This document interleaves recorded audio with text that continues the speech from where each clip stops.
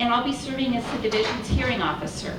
We are considering 2 matters today with 2 separately scheduled hearings, but the ground rules governing both will be the same. And so we're going to start off with the marijuana retail sales limited. So the division will review issues raised during the public comment period, and a hearing officer's report will be prepared. In addition to the opportunity to provide oral comments at these hearings, anyone may submit written comments until 5 p.m. on January 29, 2016, which is the close of the public comment period for both sets of rules. So let me just repeat that because that's an important date for you to know. 5 p.m. on January 29, 2016. And the division has to have received the comments. So it's not just that you mail them that day, but that we receive them by that day. So just to give you a warning about that. Every person wishing to comment orally at this hearing should sign the list provided on the information table. And I think I've probably solicited everybody to sign up that are interested in limited marijuana retail sales. If somebody comes in during the course of the hearing and they haven't testified before and they feel moved to testify, they'll have an opportunity to say, oh, me too, and so we can take their testimony. Okay. There's separate lists for each hearing, as I think I explained to everybody. First, as I said, we'll do the hearing for limited marijuana sales, and then we'll do the hearing for medical marijuana growers, processors, dispensaries, and cards. I will use the list to call each person when it's his or her turn to testify. When I call your name, please come forward. So I'm going to ask folks to step forward. I'm going to put we're going to record it like I said, so we'll put our recorders up there so we can be sure and capture your testimony, because that makes the record of the hearing. I may ask you to spell your last name if your writing isn't legible to me. And I know some of you have been at hearings with me before, and I'm awful with names, and I'm not doing it on purpose, and I apologize. And so if you think it's you, it kind of sounds remotely like your name, come forward, and it probably is you. If you represent an organization, please state the name of that organization. You may then present your comments. So today we're going to have testimony limited to 3 minutes. And your testimony must relate to the subject matter of this hearing. And so in order to help you gauge your time, and of course you can always submit written comments after you give your oral comments if you feel like, oh, I should have said that, we're going to have a sign that goes up, 1 minute warning. So if you stray from the subject matter of the hearing, I may interrupt you and ask you to return to the matter at hand, so please limit yourself to the 3 minutes. We will move on to the next person when your time has expired. If you have written testimony, which is very helpful to enter into the record, please say so and try to summarize it. And please give me a copy of it if you've not already submitted it to the division. Please let me assure you that the division will carefully consider all your comments, both written and oral. I think you all saw the information table. And the other thing that commonly comes up is, so this is an opportunity for us to receive your testimony, so it's really not a forum where we answer questions. I'm going to explain that when I do my kind of speech going into the hearing. But we thought it would be helpful to have someone talk about what is covered and what isn't covered by the proposed rules. So with that, I'll hand it over to you, and if you could identify yourself. Sure, I'm Andre Uso. I'm with the OHA OMMP program. Thank you guys for coming out on this sunny Friday. We really do appreciate everybody's public comment and coming out and being heard. It's an important process in the rulemaking process.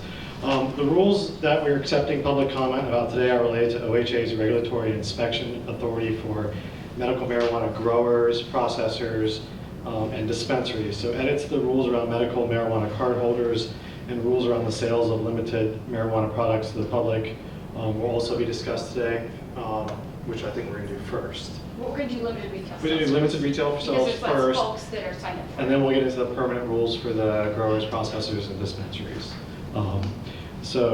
Please limit your comments to those 2 subject matters today, so we can clarify as we're sending out our report later.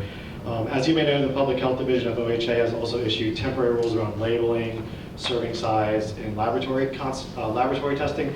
Those rules are currently being considered by our Rules Advisory Committee as part of the rulemaking process to make them permanent. That rule hearing will be Monday, all day from 9 to 4, where we'll be talking about the medical concentration, serving size limits, and then of course labeling and testing in the afternoon. So if you do have concerns about those rules, Monday will be the rack. There will be a public comment period in the afternoon for those particular rules.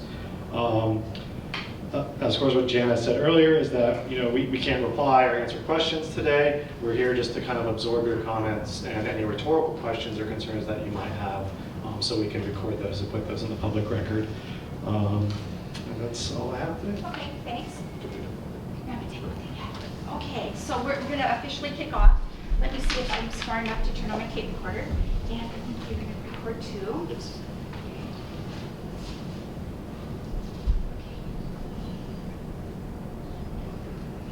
And we're off.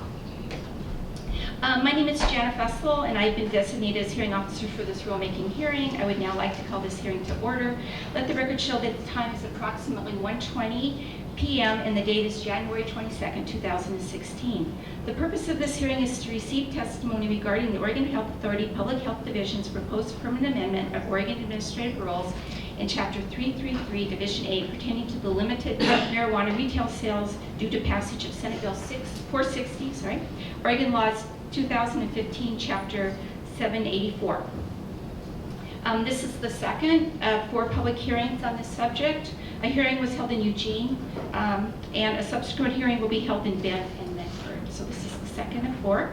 Testimony will be received of all persons signing the list provided. If you do want to provide testimony and you haven't signed the list, I'll give you a chance at the end before we close this particular hearing out. Persons wishing to testify shall first state their names and that of any organization they represent. And as I said, I might ask you, I could never be a pharmacist and read doctor's handwriting, so I might have to ask you to spell your last name. The division will not respond to questions during this hearing. It will not cross-examine or debate the material at hand. All discussion and questions shall be directed to the hearing officer, who is me. Testimony is limited to the matter at hand. The hearing officer may exclude or limit cumulative, repetitious, or immaterial testimony. Written testimony is encouraged. Copies of written testimony may be obtained from the division, and you could please contact me after the hearing for details. The deadline for written comments is January 29th, 2016 at 5 p.m. according to the notice of this hearing. So that's January 29th, 5 o'clock p.m. 2016. Comments received after the deadline will not be reviewed or considered by the division unless the agency decides to extend the comment period for everyone. Because we have quite a number of people signed up today, I'm going to ask that you limit your comments to 3 minutes. Again, you may submit written comments up until the close of the public comment period. So a record of this hearing is going to be made by electronic recording, copies of which will be available at the division's cost for reproducing the recording. So now I'm going to open the floor for testimony and put my recorder up here. I'll ask the person to come forward. And you can adjust that as you feel comfortable. Okay, so first on the list, Angela Baca. She's going to defer. I'm going to defer. Do you want, so you want to go at the end? You don't want to go at all? I don't want to go right now. Well, when the hearing's over, then it's over, so. I would just file this when I was going first. I'm not ready right now. Okay, so do you want an opportunity at the end, or are you saying no today? Yes, I would. Okay. Hold it up. Okay, so we're going to skip her, and we're going to go to, this is a little bit hard, I think it's Lindsay, maybe Reinhardt? Does that sound right? Yes.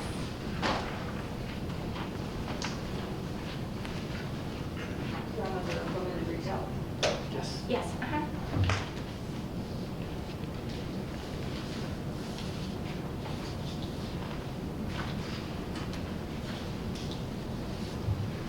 So I'm pretty familiar with this already.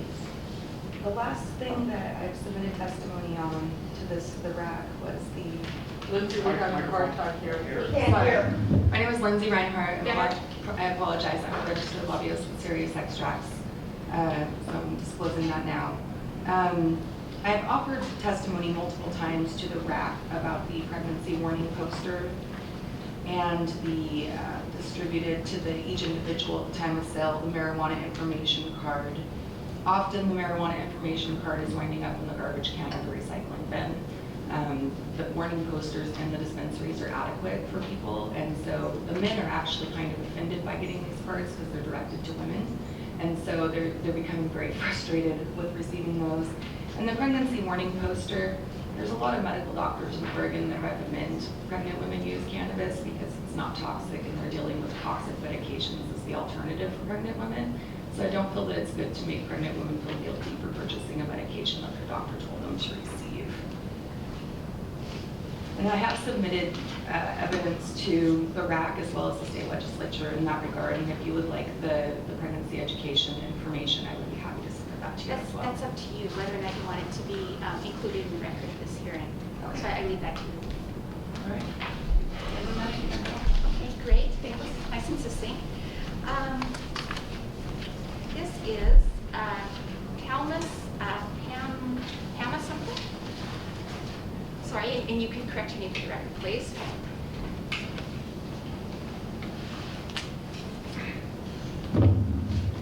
My name is Thomas Pamelia, spelled P-A-M-E-L-I-A.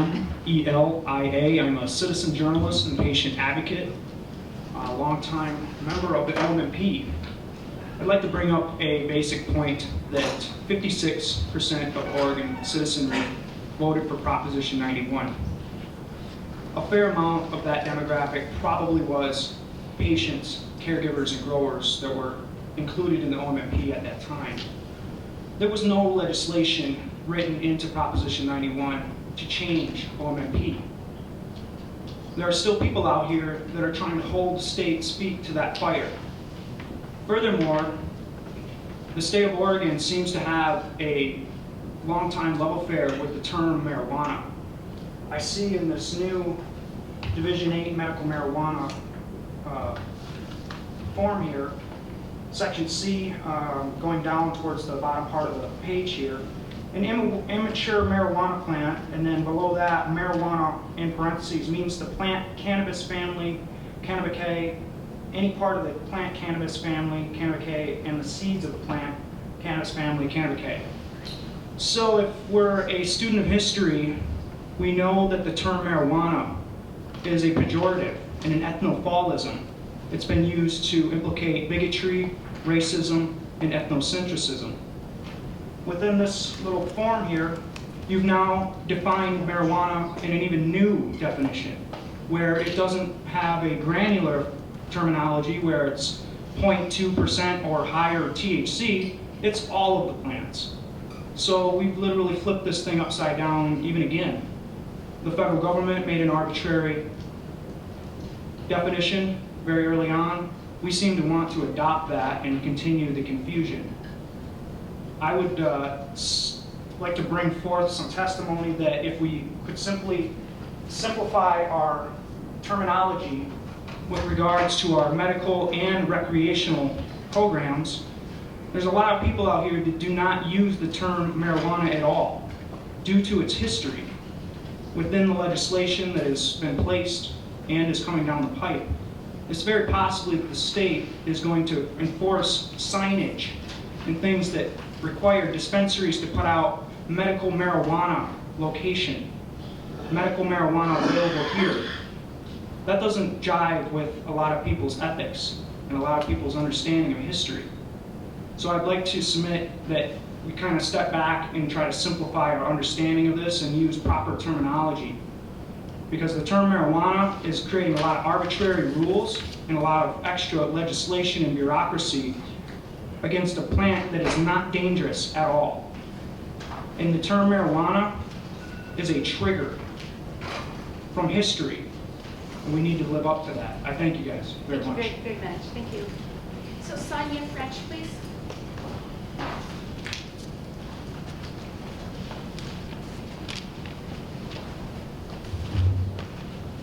Hello, I'm Sonia French.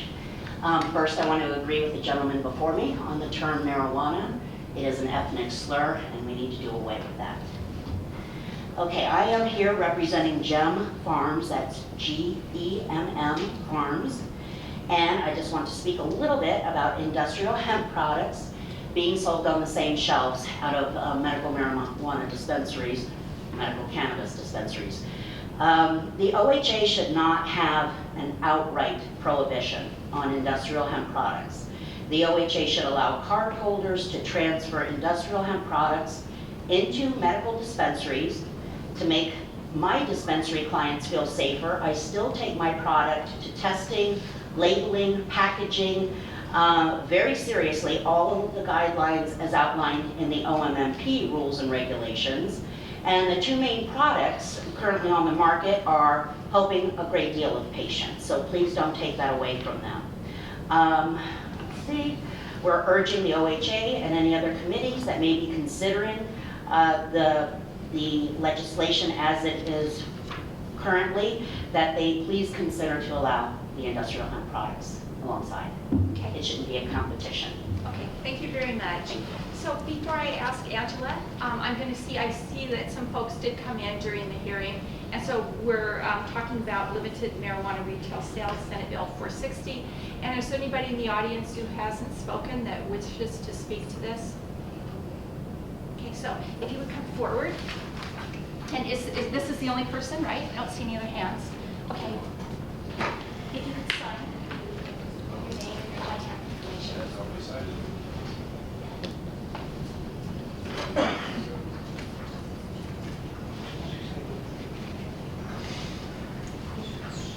You too? Yeah, I think, I wonder if I'm on this now.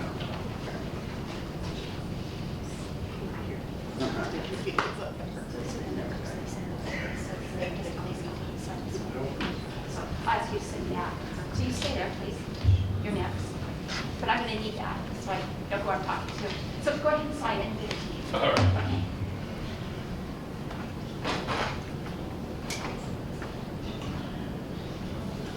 I'll taste it a little bit.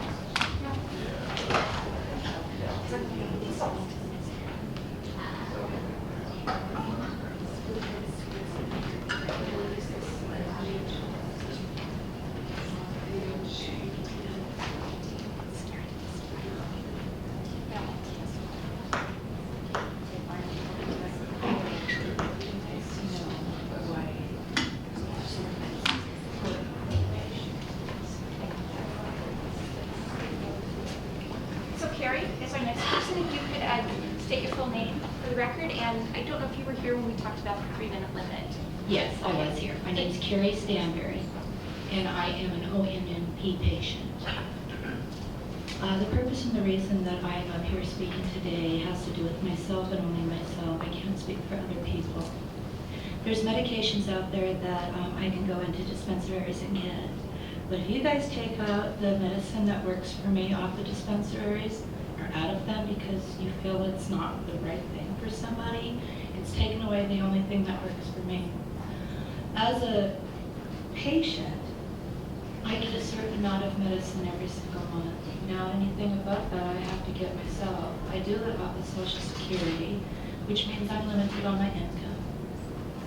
When the unity of some war of air pollution in our community became, I find myself having no place to actually utilize cannabis if I was to ingest it, like inhale it. The way that I use it is I use a RSO, which is like an extract, or even tinctures is what I've used.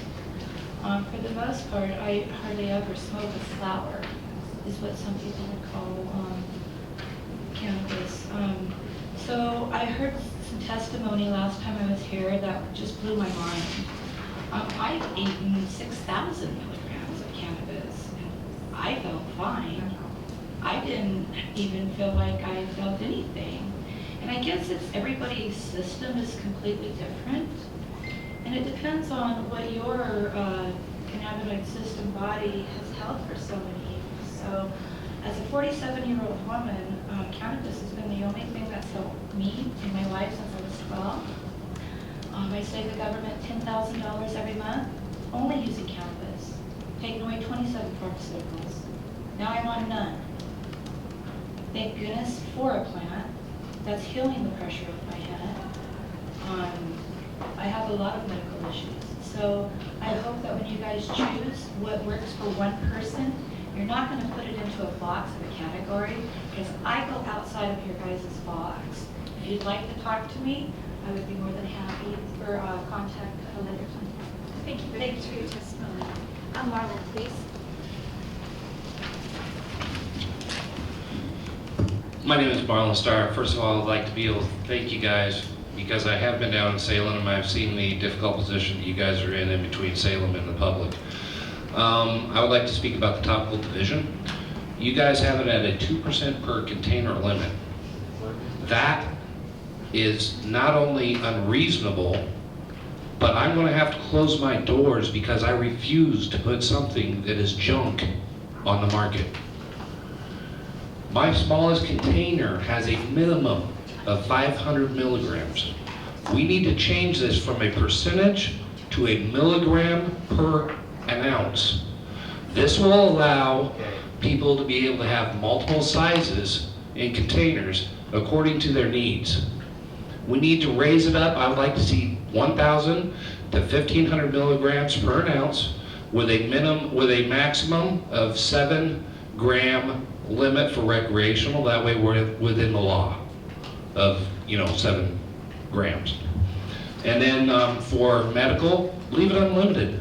Some of these people need high doses of topicals. You guys really need to be concentrating on another area when it comes to topicals.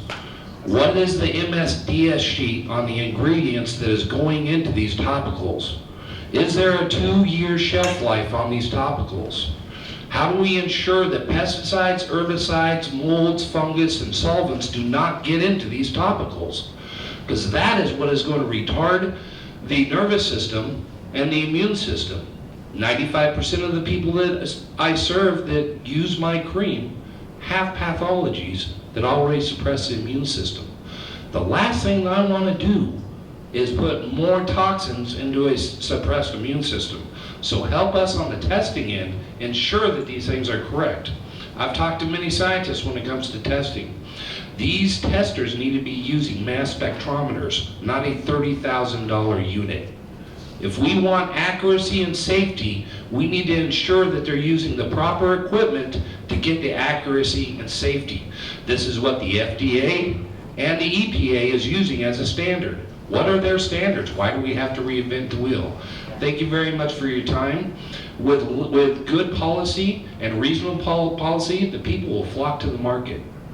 With restrictive policy and ignorant making policy, the people will create a black market. The balance is within the market, so please take that into consideration also. Thank you. Thank you. And we don't do audience participation. Thank you, please. Good day, my name's PK. I'm from Mercy Center, Mercy TV. I'm the executive producer of it down in Salem, Oregon, Kaiser. Thanks to Dr. Phil Lebec, I became a OMMP patient. This is a few years back.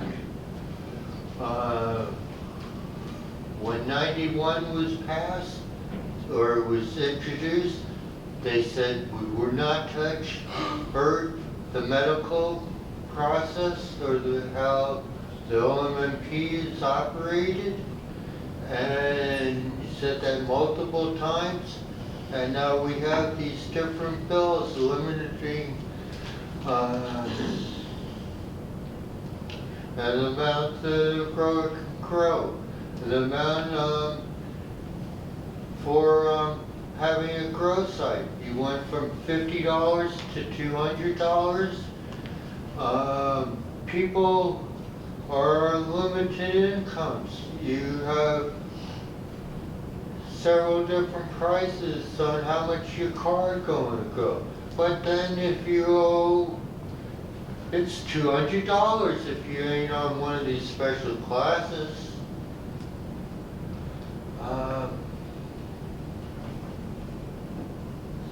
There's a lot of things, but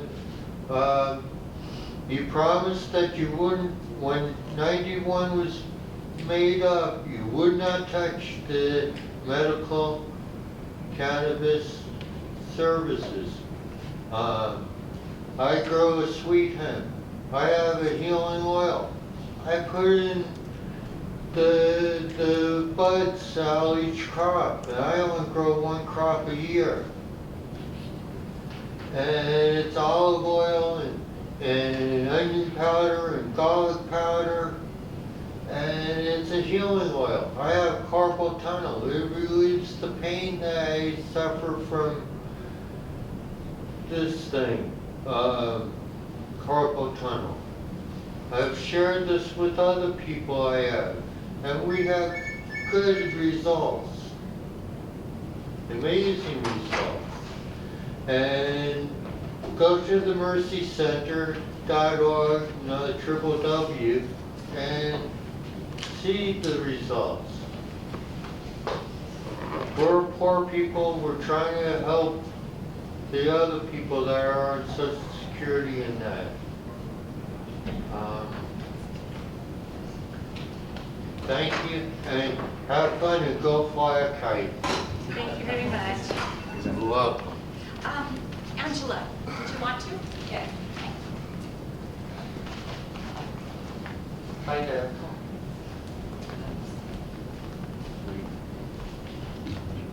Thank you. So I'll keep it kind of brief. I would like to echo the gentleman's sentiment earlier that marijuana is a racist term and we should stop using it. On another note, I do want to focus on the cards that are given out in dispensaries that says that cannabis is dangerous for pregnant women. I love the notion of educating the public and getting people to understand things better so that we have safer decision making, but the information is blatantly false. There's a longitudinal study by Dr. Melanie Dreher that followed children in utero through early childhood with cannabis exposure, and they're fine. They actually excel better than non-drug exposed children, and I highly recommend you look up that study. Finally, the $200 gross site registration is a cost prohibitive amount for a patient. We're already kind of screwed when it comes to healthcare, and that's a lot of money to pay out of pocket, especially when you have to wait 3 months or more for the card to show up. Thank you very much. So I saw some hands, and I don't know if that meant that you wanted to come forward and testify. I will. Okay, so if you guys will come and sign. And fill out a sheet.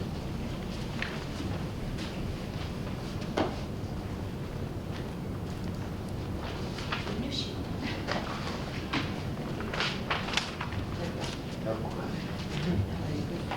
So you can have a seat.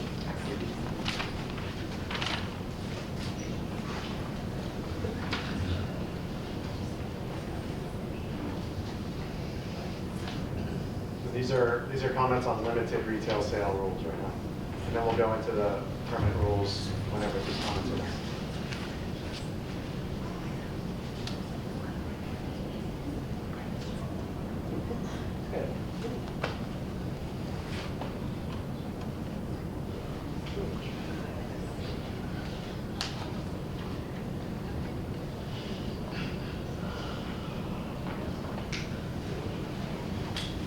You didn't put your contact information. Doesn't need a card.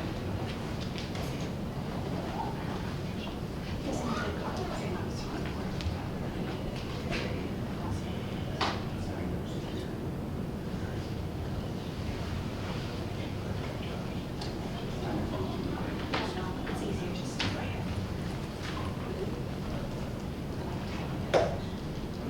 What the rules are, those comment on.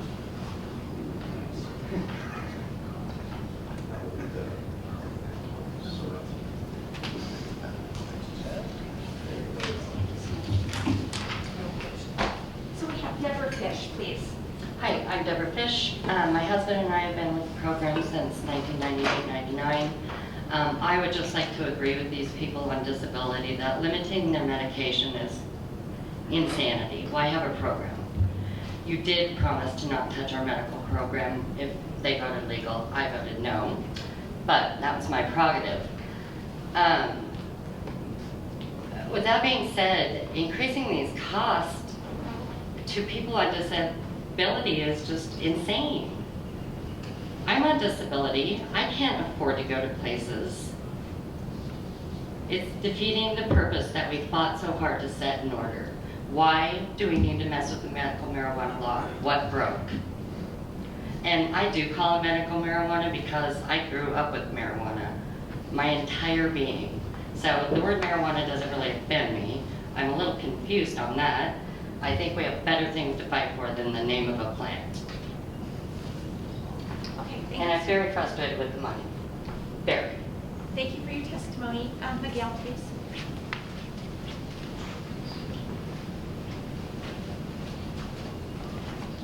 Okay, so my name is Miguel Sanchez. I actually moved to Oregon to get involved in this cannabis industry and to make sure that it continues in a direction that is far from the illicit black market that's been created due to prohibition.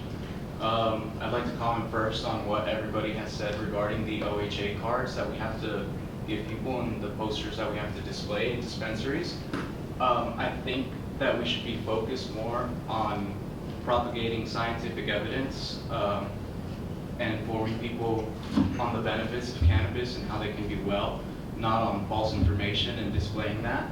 I think that the focus should be placed on the plant being referred to as cannabis, not as marijuana. And the provisions that have been set forth in recent legislation serve to increase the will of people to continue to purchase from the black market.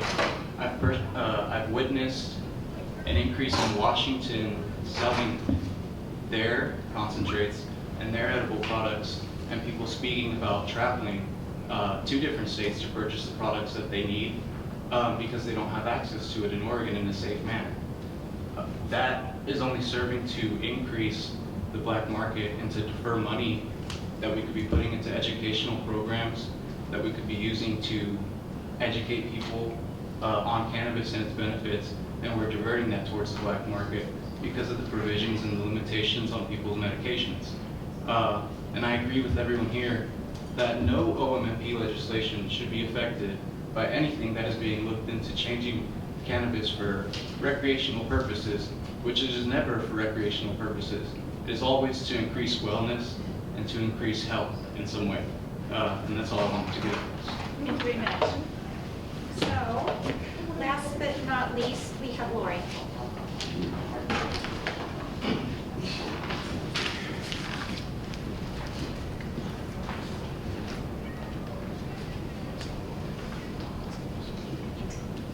Hi, my name's Lori Duckworth, and I've been a card holder since the very first year of the program. My husband was a patient 436.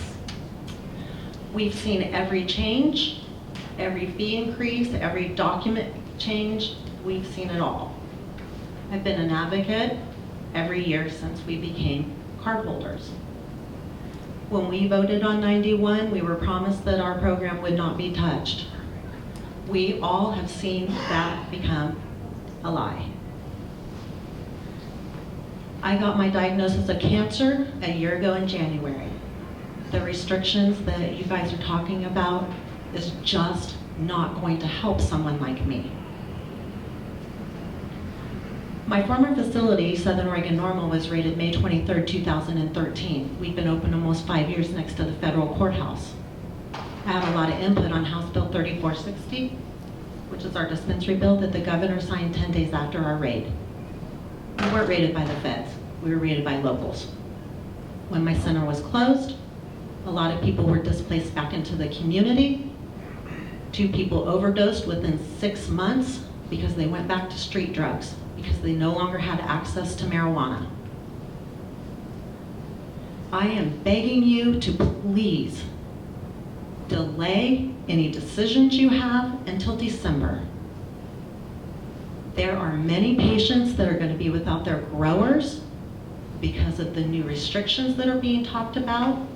There are many patients that need higher dosages than the restrictions you're talking about.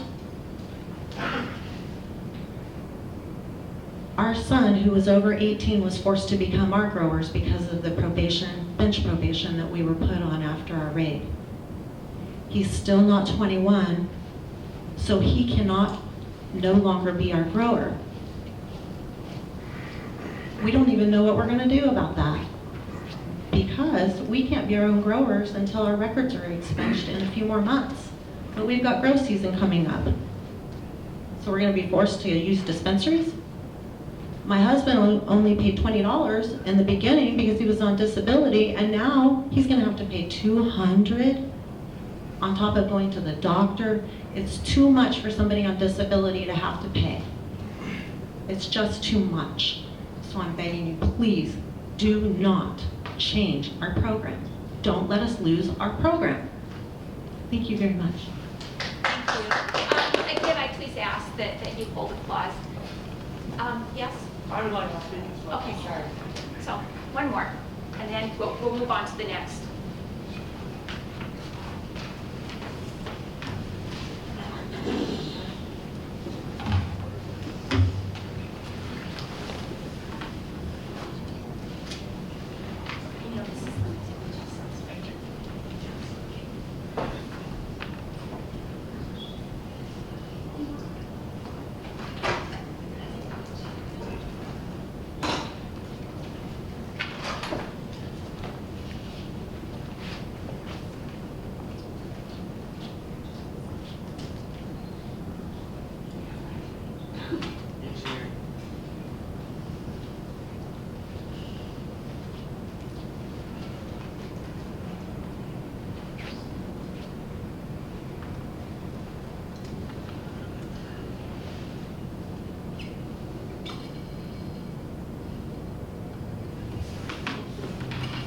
So, Carla, please. My name's Carla.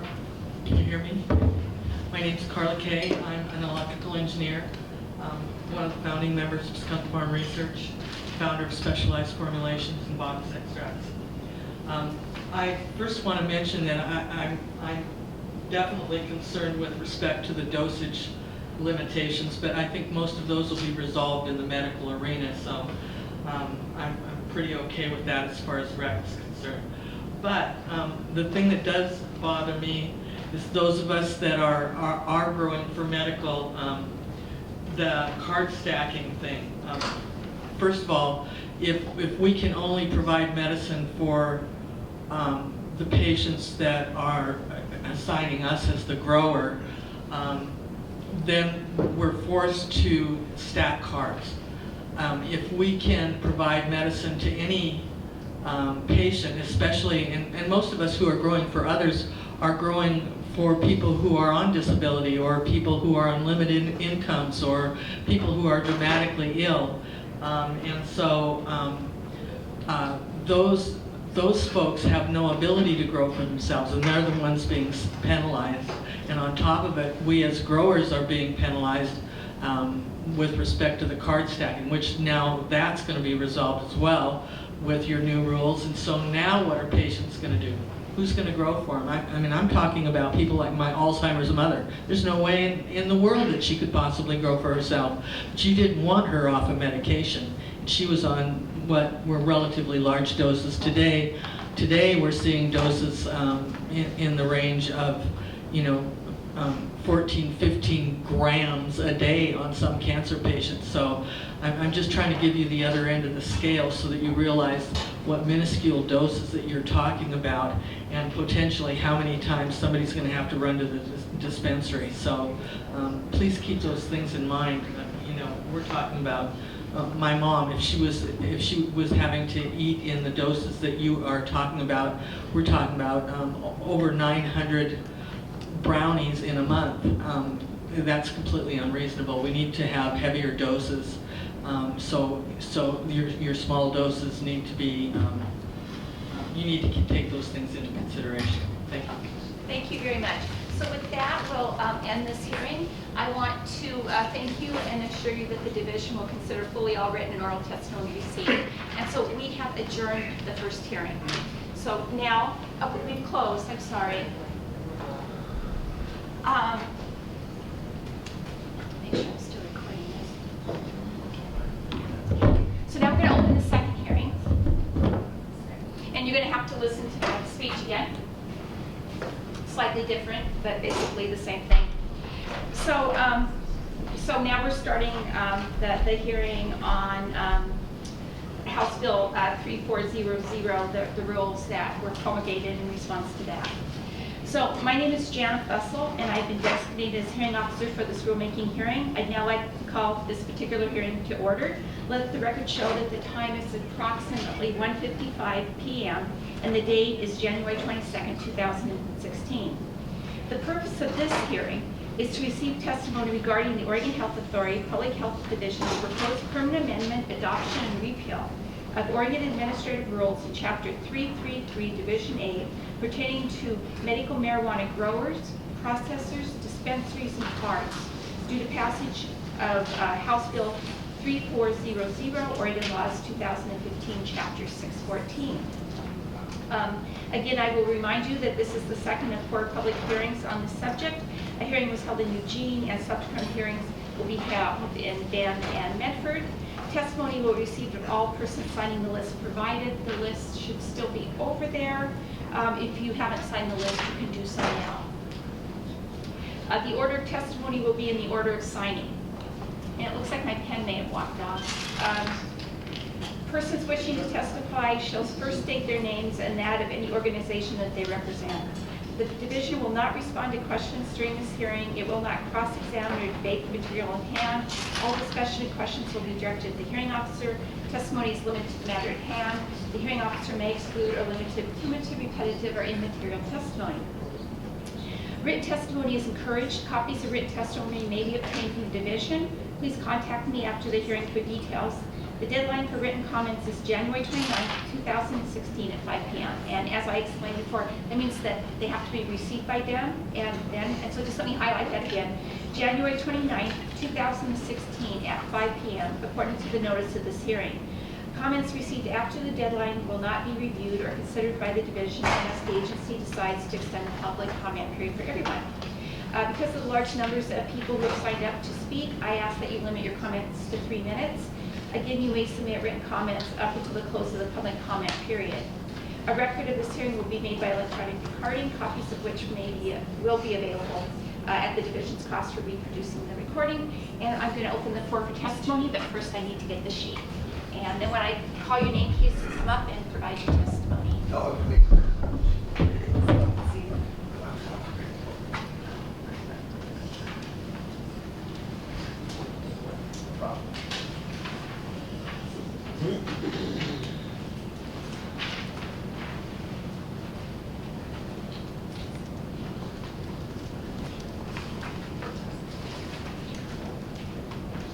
So first up, we have Sally Allworth.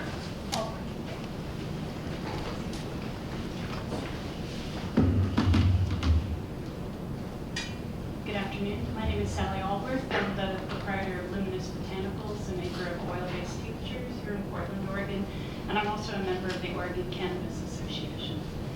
The proposed permanent rules for medical marijuana patients, growers, processors, and dispensaries require processors to submit a land use compatibility statement, or a LUX, as part of their application packet. It's not explicitly stated in the rules that if the local jurisdiction deems that processing is not an acceptable use in a particular location, that the application to the OHA will be declined. And my comments are based on the assumption that it would be in that case. So these rules were filed on December 15th, and they are meant to take effect on March 1st. And I've been told via email by OHA staff that an unregistered processor will not be able to transfer product to a dispensary after March 1st. This allows any business not already in a space that the city of Portland would approve just 75 days to come into compliance. And there are some practical reasons why this would be impossible for my business and many other businesses that are part of the Oregon Cannabis Association. First of all, finding a site for a cannabis business is unusually difficult. In addition to being zoned industrial, in the city of Portland, cannabis business processors must be located 1,000 feet or more from a school, and the building cannot carry a commercial mortgage because all commercial mortgages require building owners to certify that uses in the business will comply with both state and federal rules, and what we are doing is illegal under federal law. All of this is before considering whether the actual space meets the operational needs of the business. And in addition, I heard just this week that Multnomah County is starting its own rulemaking process, so there may be additional restrictions to come. If you can find a space, my commercial real estate agent suggests that the fastest we can move from a letter of interest on a space to a fully finalized lease is 4 weeks, and he's warned us to expect 6 to 8 weeks. At that point, then you can begin to renovate and go through the process of getting permits, working with contractors, subcontractors, And because I produce an edible product, we have to also have our plans approved by the Department of Agriculture. I would ask that the deadline for full registration with the OHA for processors with a land use compatibility statement be extended until October 1st, 2016 to align with the deadlines for being registered with the OLCC. If the OHA feels a compelling need to know who is processing where, I'd suggest that we be allowed a conditional registration without a LUX as of March 1st to be followed by full registration on October 1st. Thank you. Thank you very much. Sonia, please. Welcome back. Hello, my name is Sonia French. I have been a patient since October of 2008, and I'm proudly so. Thank you very much. I would like to talk about the overregulation or hyperregulation of the medical program. It appears to be regulating us into non-existence. I am a renter. I will always be a renter. I am a poor person, and I will always be a poor person. I need my grower. I need the ability to have a variety of strains for a very, very low or non-existent cost in order to mitigate the symptoms that I have. And I know that there are many, many other people in the same boat. We are 75,000 patients strong, I believe, and we comprise a very special group of disabled, sickly, and oftentimes very poor people. We are actually a protected class, all being qualified individuals with disabilities under the American with Disabilities Act. So it's a special slap in the face that the Oregon Health Authority has hyper-regulated our medicine. And so I hope that you take that into consideration and consider scaling back on those rules or allowing us an additional year to 2 years to figure out what and how we want to regulate these markets. I want to speak a little bit on growing limits. Again, I need my grower. I'm a renter, so I cannot grow for myself. If I lose my current situation and have to shop for a new grower, it would be literally impossible given the limitations that you have. Growers will already be taken up. Many good growers, trusted growers, have long waiting lists because they do have integrity, they are honest, they do treat you right, and that word gets around. So to lose my current situation would be a serious detriment to myself. For my boyfriend to lose his current situations would be a serious detriment to his health. I thank you very much. Thanks for your testimony. PK?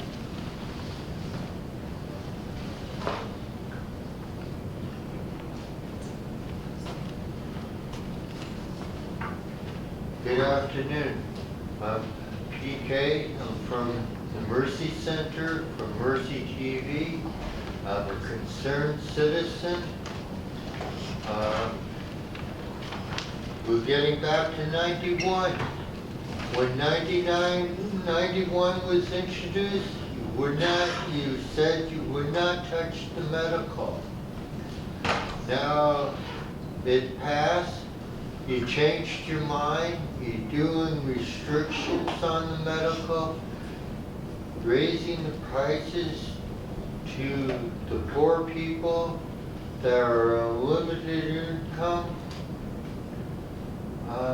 I agree with the past speakers here, and no, you're helping the black market instead of the medical patients. And you have a good day and have fun and go fly a kite. Okay. I will do that tomorrow. Lindsay, next up.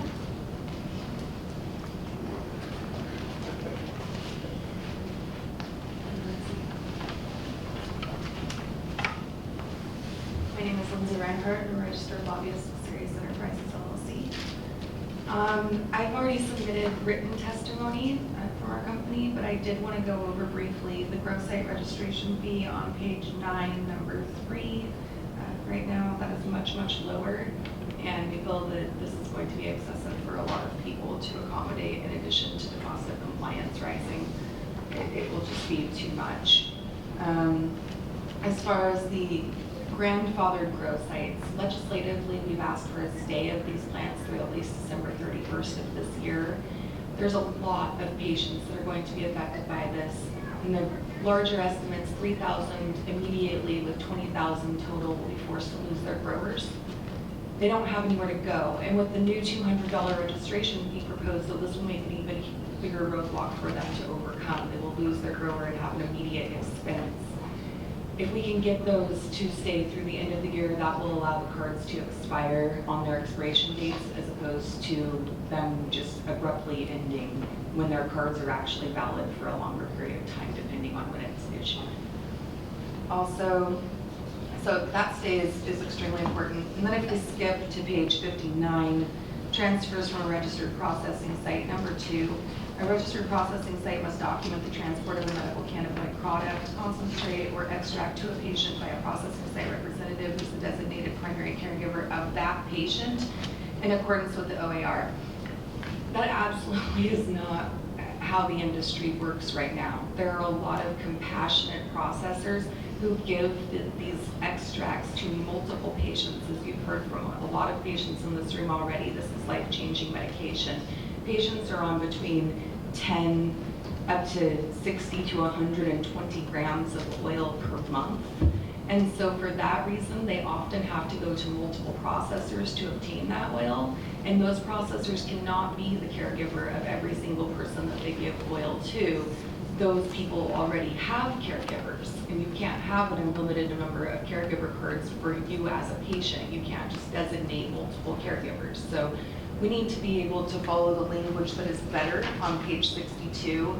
Number 1F, under registered marijuana processing site required reporting to the authority, it says that we need to report the amount and type of medical cannabinoid products transported by the marijuana processing site at any one time to a patient, and the patient's name and registry card, caregiver identification card number. The issue here is that if we are allowed to make these transfers within our facilities, then they are on camera and documented right then. So then the employee is not at risk and the patient is not at risk. They're receiving something that's monetarily of great value. We would prefer that this be done securely and safely within a facility, but also the language here is better. We're documenting to a patient, not necessarily our patient. So with just a few minor tweaks of this, we could allow them to come into our facilities and obtain their medication. We're already documenting that medication being given to them. So if it's being given and they're not reciprocating with money, or even if they were covering just the cost of processing the oil, much like covering the cost of producing a flower, that would be great language. Thank you very much. Thank you. Angela? No, Lindsay said everything perfect. So you're going to pass? Okay. Marlon again, please.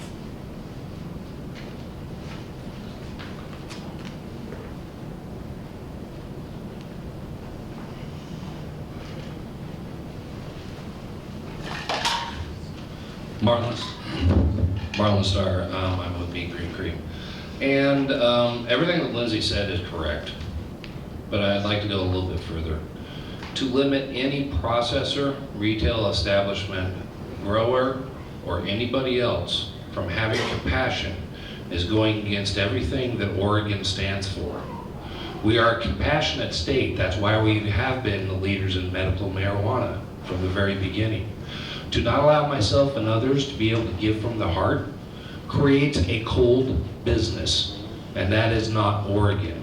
So I please encourage you to make sure that you allow processors, growers, and others to still have what we grew our businesses up as, and what we are as people, compassionate people. Do not take our compassion away. Also last session, the very first session of 2016 down at the state, there was a proposal for micro canopy grows. I would also encourage that you extend that to processors also, please. A micro canopy, a micro classification for a processor is an excellent way to be able to get into the industry when you don't have the funds to be able to put out $15,000 to $20,000 in between state, city, and county fees. We need to be able to be allowed to be an innovative state. And the innovations of this state comes from the people that are doing it in their kitchens and in their homes, not on registered facilities. If we still want to be able to grow as people until we have regulation, deregulation on a federal level, we need to be able to do our own research with our marketplace. Because that's the only way that I've been able to get the formula that is so amazing that it is. I gave it to people and let them use it. I still give people lots of product. Why? They can't afford it otherwise. Please allow me to be compassionate. I'm a 4th generation Oregonian. I'm not about to let our state become a cold state because you guys are overregulating. Please, let us be compassionate. That's what I started this business as, is compassion. Thank you. Thank you very much. Okay, Thomas again, please.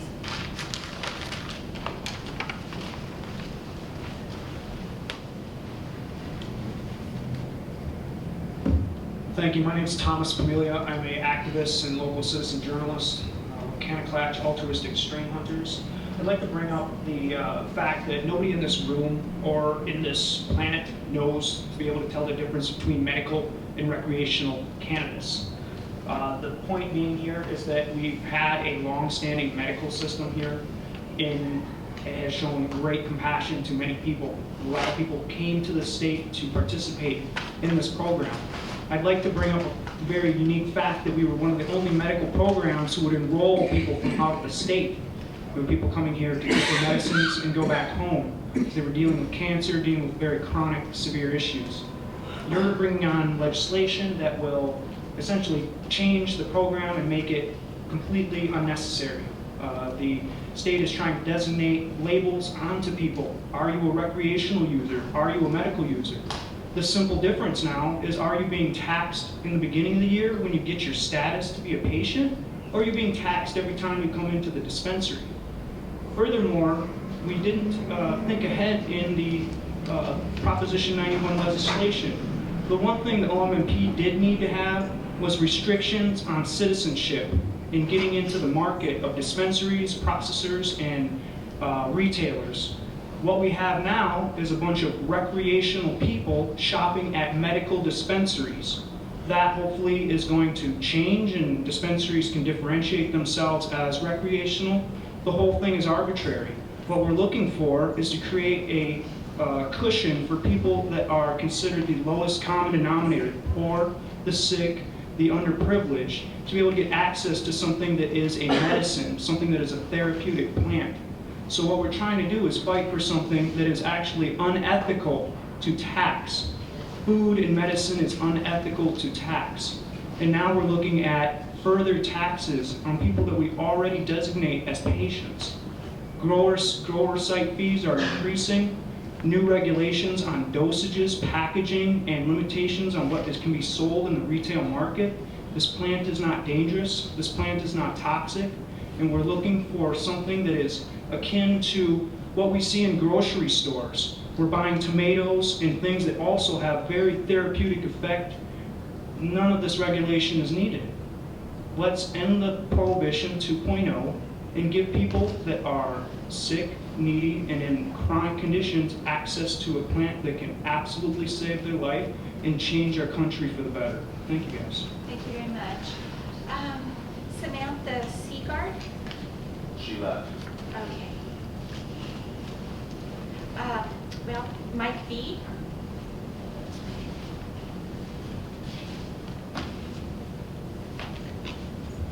My name is Mike Baggs, and I'm a medical marijuana grower. And the reason why I wanted to come here is to let you know that I think the fees for card holders, people that actually need the medicine, it's just crazy why the cost is so much. I'm fortunate that I have a job and can go to work and I can afford it. The patients that I have, I mean, I don't know if it's legal or lot, but I help them out financially because I know they have the need for it. And I think that we ought to just take a look at this organization and realize that is the reason why the industry is developed is because people wanted to make it recreational and legal. But the infancy of this was for people that needed the medicine, and now they're paying the blunt of this so-called society where there's going to be a lot of profit, and so they're going to start charging more for the growers and the people that need the medicine. I mean, I've been to several meetings, and people that need the medicine break my heart. I mean, it's just something that I don't think we should use this as a form of capitalization for the coffers of the government. This should just be for the cost of running the program. My other consideration is for the issue of growing right now. If you're in the city of Portland or in the city or have a warehouse or something, you can get water through just turning on your faucet. I have a country place, and I know a lot of other people that are card growers, and they're out in the country. They have a well. They pump water out of a well. And so water rights is huge now. You guys you have to have a water right to draw water out. And I can understand certain thinking on that, but marijuana doesn't require the water like my neighbor that has cattle, that has the faucet running all the time for his cattle. Pretty much it's drip irrigation, similar to drip irrigation. I'm having a difficult time getting water rights. I'm not going to be able to get water rights probably for a year. And this is really important. I need you guys to waive this or give this at least a year, because I have those guys right now. If you go and want to try to get your water right, it's going to take 9 to 10 months. Then they'll let you know if you can have one or not. The only way you can get water right now, to get water rights, is a temporary rights, is to have rain collection systems. I would have to put up 20,000 gallons of water, rain dripping system, and I'd have to tie it into gutters. It's impossible. This whole thing about water rights is crazy. I just need a year to figure this thing out. I don't know if I'm going to, right now, personally, I don't know how I'm going to stay in business in helping these people out. There's just no way. So I think you need to look at these proposals. So, and I know I'm running out of time, but if people can't get water legally or then grow legally, and they're in the business of helping people, you've just added to the black market. So that's what I don't want to see. Thank you very much. Clay, please.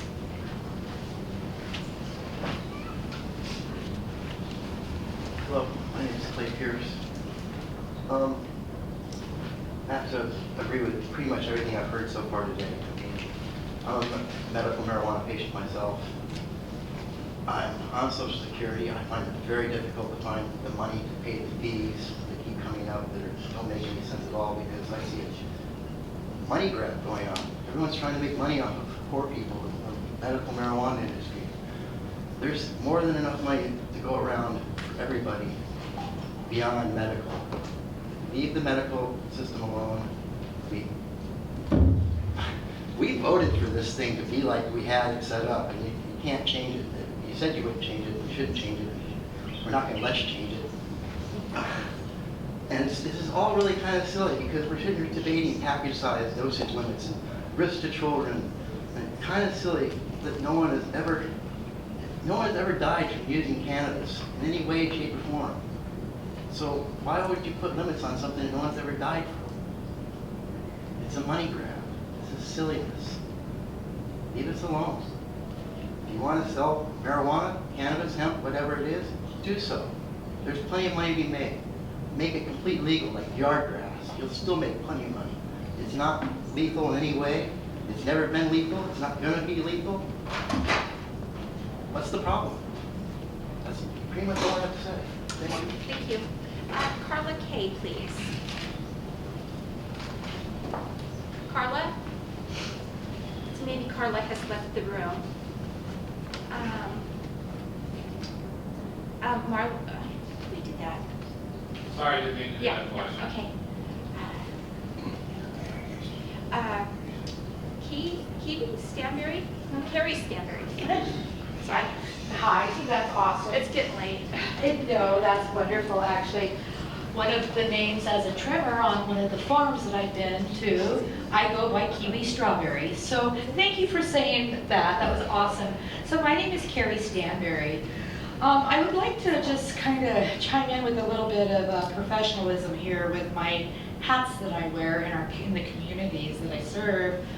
I've got a great education from Portland State University, Washington State University, community health worker, state teachers, all sorts of things. What I'd like to say, because of cannabis, I got to go back to school and do those things. I had no idea that I would be off 27 pharmaceuticals and able to even go get an education again, let alone quit smoking cigarettes 9 years ago. What I know today is my grower, I can't grow for myself. I can barely hold a glass of coffee without dropping it. My grower does not make the kind of medicine that I need. I need the people that are out here making the medicine for me, for my condition, to be able to do that for me. And if you guys pass these guidelines and regulations, it's not going to happen. What that means, they're going to start cutting my brain open. I don't want to be cut open. It's taking the pressure away from my head. I don't want to go into brain surgery. And what I keep hearing is, you might start taking away my medicine that works for me. And I don't fit into your guys' box of what your guidelines are. I'm off the rock, way off. I'm 47. I have been using cannabis since I was 12 years old. I have been legal for 9 years. I've told the doctors my whole life that it is medicine. I was looked at as a drug addict. It's not, it is a medication. As a mental health specialist, what I'm going to say is, I need my medicine, and I don't need somebody to tell me what works for me and what works for somebody else. If I know what works for me, why take that from me? And why tell me what you think is going to work? Thank you so much for your time. Thank you very much. Okay. Tony Birch, please.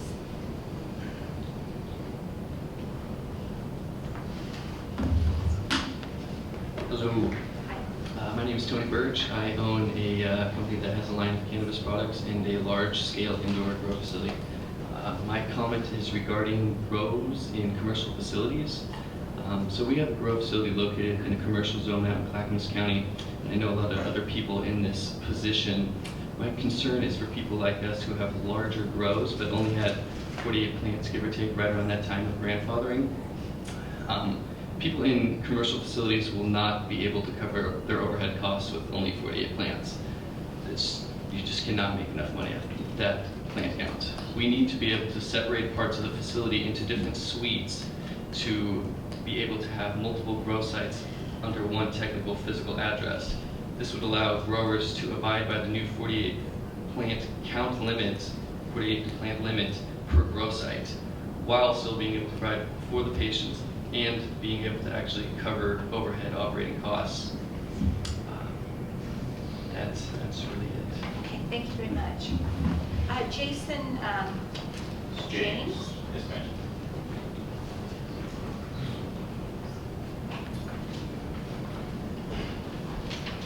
How you doing? Right, my name is Jason James. I am the owner and senior educator at the Cannabis Education Research and Training Center. We work primarily with the senior population on an individual basis and on a group classroom basis as well. We basically educate and provide resources for the senior community, especially those of the senior community who are timid at the thought of entering a dispensary, which happens often these days as well. So we do that. The reason I'm sitting here today is not only on their behalf, but at their request of my patient base that I currently work with. There are tons of concerns, and most of them are the same concerns everybody's voiced today. However, what I'd like to focus on is, and believe me, I completely understand as far as regulating the quality of medicine. That is 100% necessary. However, when you get into regulating the amount of quality medicine, I believe that's a mistake. Not only for the state, but for the patients. And if we're truly going to perpetuate the ethical nature, or niche rather, of our state when it comes to basic human rights and quality of life, that should begin with patient care, number one. We can testimony, we can do all of this, we can do everything we need, but at the risk of sounding argumentative, I do believe that these regulations that are being put on us and growers and producers, processors, etc., could boil down to a dog and pony show for the federal government and what they want to see out of our program. Not to mention, we could also mention the financial elephant in the room as far as using the OMMP to try and drive more money into the state's revenue. I believe that is partly why some of these regulations have been put into place, or at least suggested as of this point. Other than that, grow limits are important to not regulate if we want patients to get the medication that they need, especially my patients that can't get out of the house, patients that can't afford to go look for a new grower, patients that are going to need more time nonetheless. Brings me to my second point I wanted to emphasize, which is please, please, please, would you give us more time to figure this out?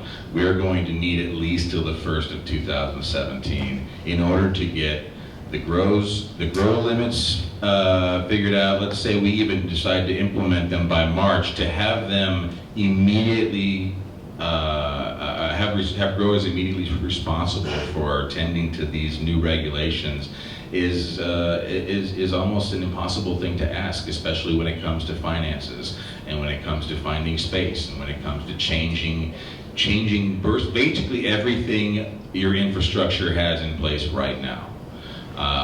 That's more than we can handle by March 1st. So that being said, that's all I have. Thank you so much for having this meeting, you all. Thank you. Okay, Don Morse.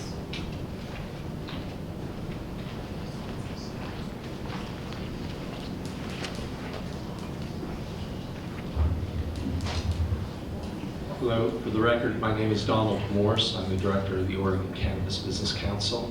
Thank you for this opportunity. I'd like to begin by addressing the elephant in the room. The OLCC and OHA have been working very hard to create one system for cannabis, medical or recreational, as far as the tracking and whatnot, so that it addresses everyone's concern about the leakage or black market activity that may or may not have been going on with medical cannabis. We understand that, but your rules right now are going far beyond what's necessary to try and curtail that. I think you need to, first off, like everyone has said, extend the dates until the end of this year. And the reason for that is OLCC is not ready. They're not going to be ready, and you're going to create a tremendous shortage in the market similar to what Washington had. The optics are going to be very, very bad. Secondly, I think you need to let market forces play out with what we have created over on OLCC and what changes have been made legislatively to the OMA.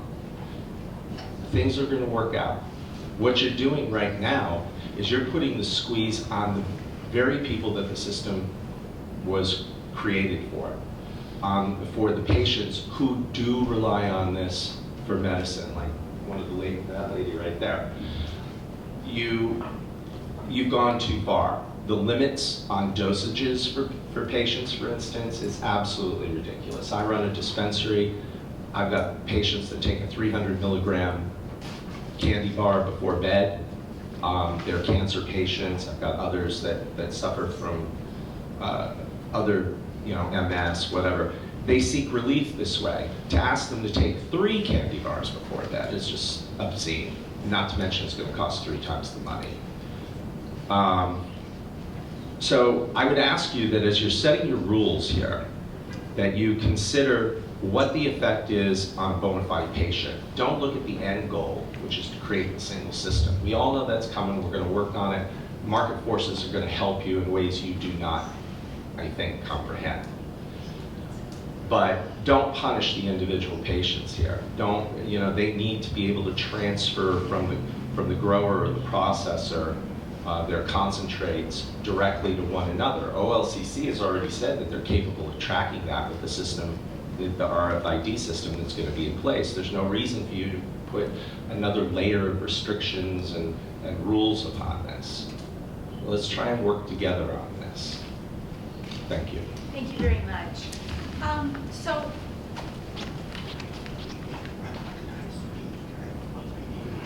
No, that's exactly what I was going to ask. So are there any parties wishing to provide additional testimony that haven't already spoken? Okay, so if you folks will come forward and sign the sign-in sheet. I think you were first up here.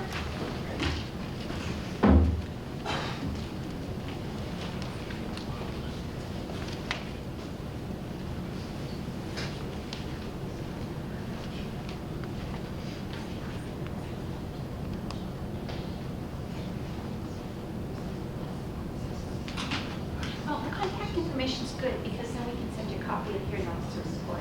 Because what's going to happen is I'm going to summarize all the testimony that we received, written and oral, at all the hearings, and then the agency needs to respond to the comments that they received. So you may be interested. Okay, time constraint, can I fill this out? Remind me, Jeff. Okay. Remind me? If you track me down and say, let me fill that out, yeah. So I'll wait until everybody signs. Okay.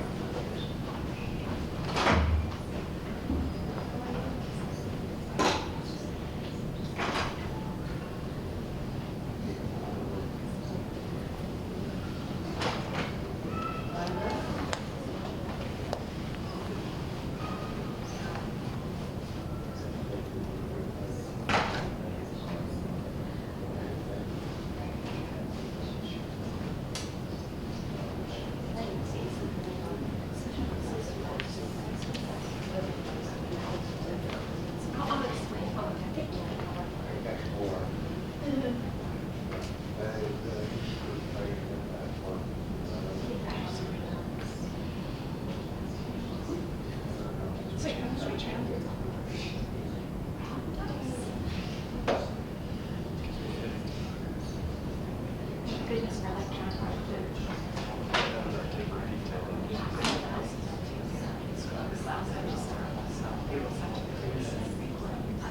That's why I'm so late.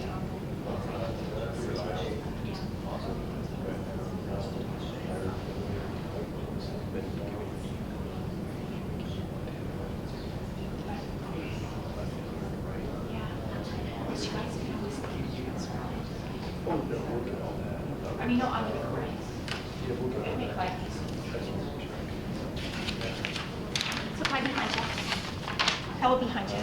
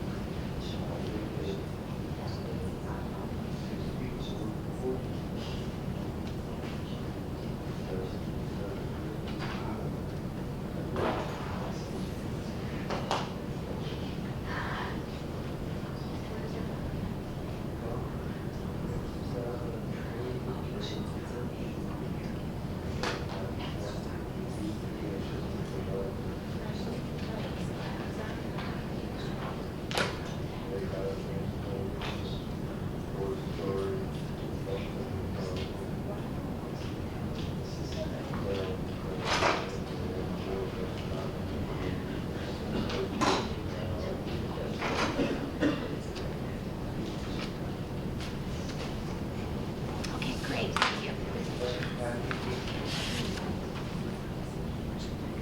So our last four individuals, if you could introduce yourself for the record, please.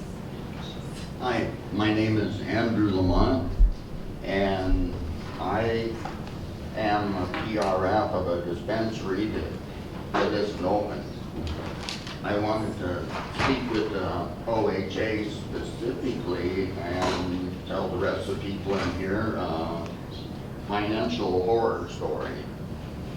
My wife and I first found property and rented a place and did everything we could to open up a dispensary. We checked with the local zoning, and we filed our papers and paid our $4,000, and that was last summer.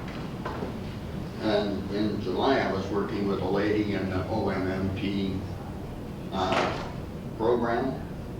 Her name was Kim, and she said the reason it didn't say there wasn't an approval on my dispensary application is because a person has to wait till after the inspection. I waited a significant amount of time, and I talked to her again. She says, you're too close to your 60 days. You have to withdraw your application. That was in August of 2015. I did at her behest, and I put in a new application immediately and got a new MMD number in September of 2015. Once again, I paid the $4,000 and I ate the $500 by withdrawing an application. I didn't get any answers from any emails I sent or numerous phone calls to the dispensary program through their link. And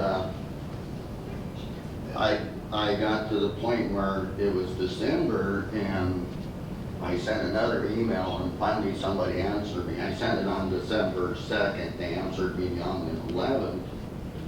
That said there's a significant amount of applications. Rest assured that we appreciate your patience and we'll be getting to you soon. And I also talked to somebody from the OMMP, and he says they haven't even reviewed your application from September of last year, the second one.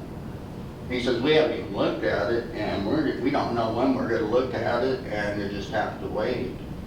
All this time, from August clear up through now, our expenses with insurance and renting a building, a suitable location, we're hemorrhaging roughly about $5,000 a month of our retirement. We're completely losing our shirts on this, and every time I try to talk to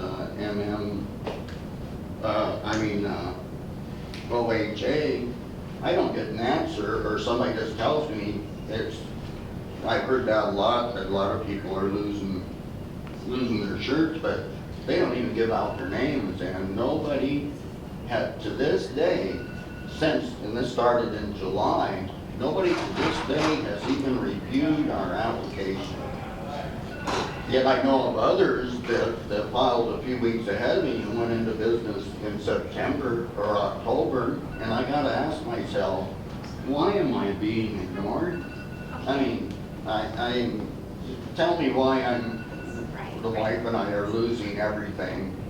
Right. Well, we certainly hear your frustration and the difficulties that you're facing. So we thank you for your testimony today. Thank you. And there's nobody that can help me.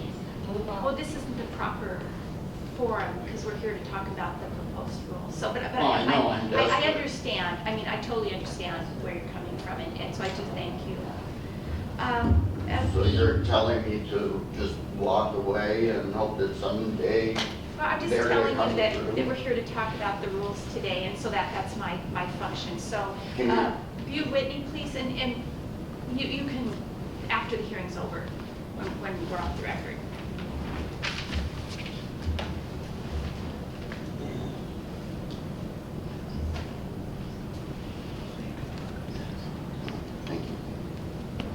Bo, I suppose.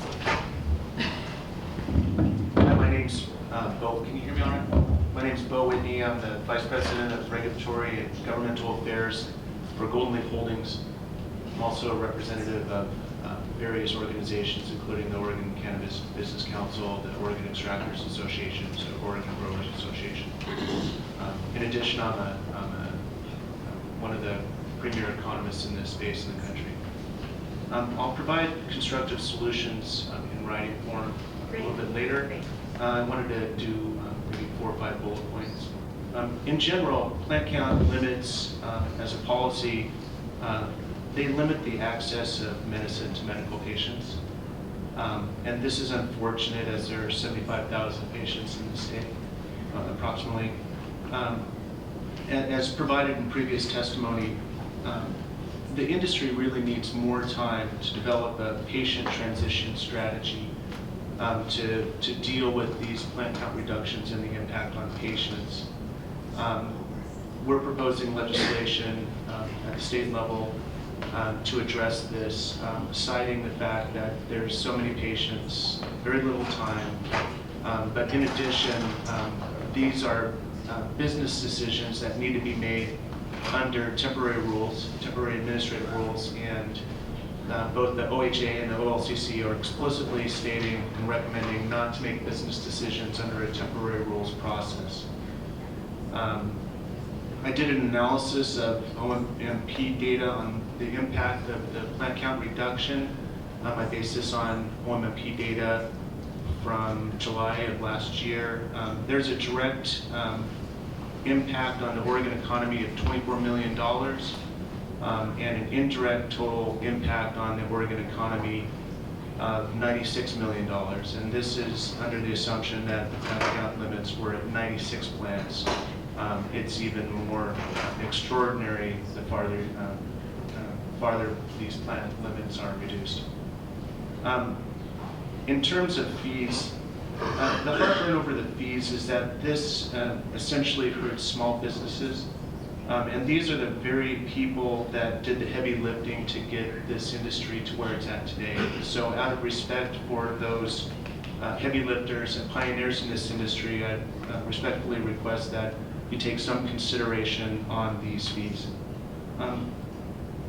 And finally, just a couple of data points on the designated caregiver restrictions. We've made donations to an organization called Kids with Cancer. And unfortunately, this provision in the rules would deny our ability to help kids with cancer. And I'm not sure if that's really the intent of the Oregon Health Authority, the OLCC, or the state.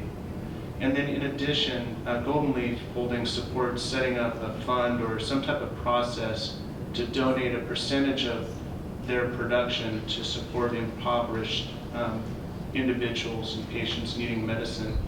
But this caregiver restriction would also limit our ability to do that. And so once again, I don't think that's the intent of these rules, and I respectfully hope that you would consider my inputs in terms of making some modifications. Thank you very much. We look forward to your written testimony. Larry Fish, please.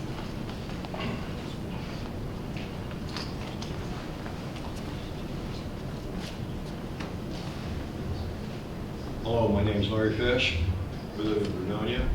I'm a patient, farmer. I was a farmer long before I was a patient. I've been involved in agriculture, timber, cattle, horses all my life, construction. I see a lot of things going on in this program since I got started in it with Kids Hopper in 1998. When you and Kelly Page went to Alaska, they went up to Alaska to talk to the governor up there because they already had a program in place. And Kids Hopper the governor asked him, what can we do?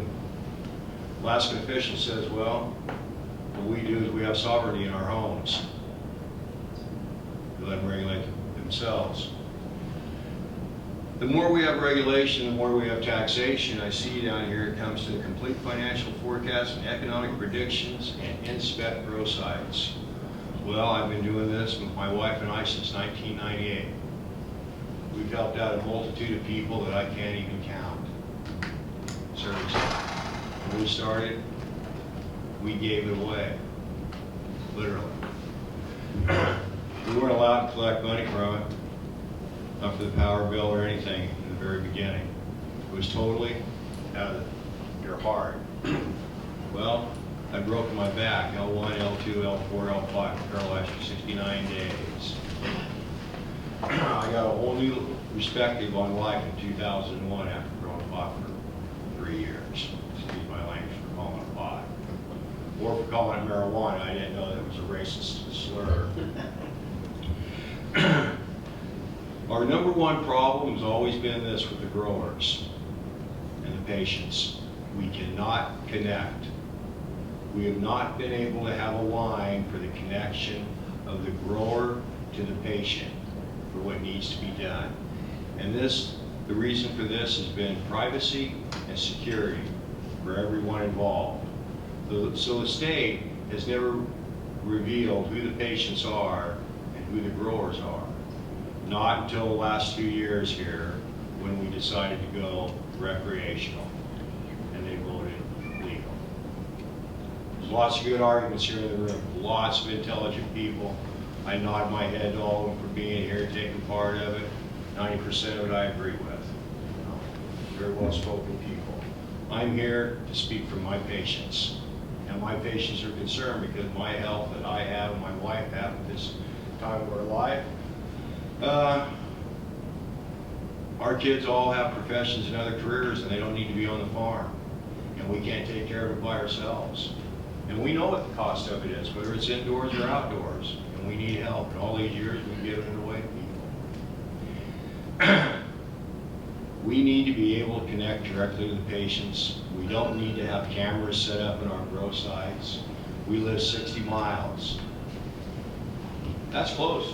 60 miles from Portland, that's close. Okay, I could get you that. I represent all the people of Eastern Oregon too. Farmers, ranchers, that's where I'm born and raised at. And they can't make that 300, 400 mile trip, you know, to come here. So I ask, besides all the other arguments, please connect the patients and the growers so the patients can get their needs of their medical supplies for a reasonable cost. Thank you. Thank you for your testimony. Corey Bowden?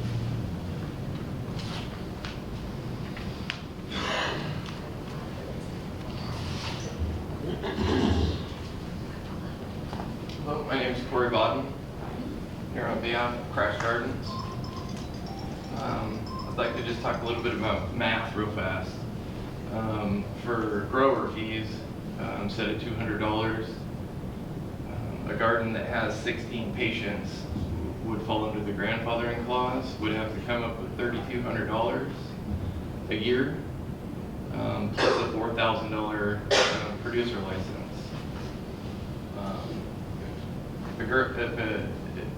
If a grower currently has 8 patients, will have to pay $5,600 per year to stay in business. A grower with 16 patients would have to pay $7,200 per year. Most of the growers will have to pay more to stay in business and have the ability to donate to patients.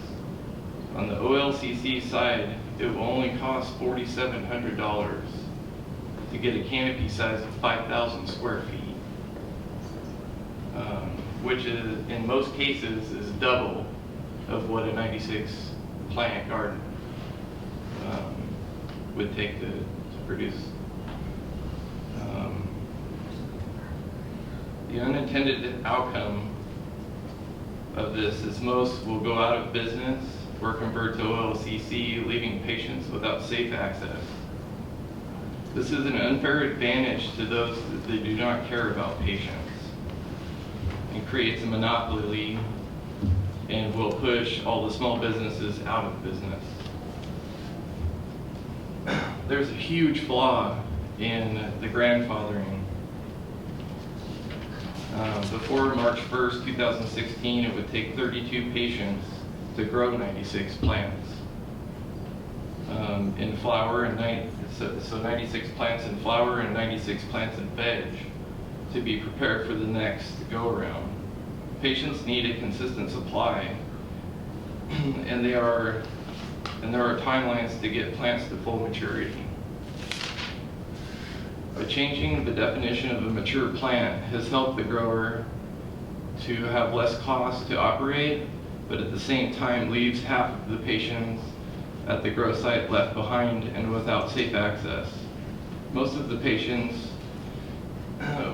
simply cannot afford to go to retail for help. I strongly urge you to revisit the March 1st date for plant counts to October 1st of 2016. Most of the patients have already paid for their cards to be effective until the end of 2016. I would also request consideration in changing the requirements for grandfathering. Under the rule, most of the grow sites will have to reduce the number of plants that they can grow, even though they are considered, or they're already carded to grow more. It would also request that there be no limitation on the amount of patients that a garden can produce medicine for. Even if, it's restricted to 96 plants, there's no reason that you couldn't have 100 patients there if you had the ability to take care of them. Thank you so much for your time. Great, thank you very much. So with that, I want to thank you and assure you that the division will consider fully all written or oral testimony received. The hearing's adjourned, and we thank you very much for staying with us through this. Thank you.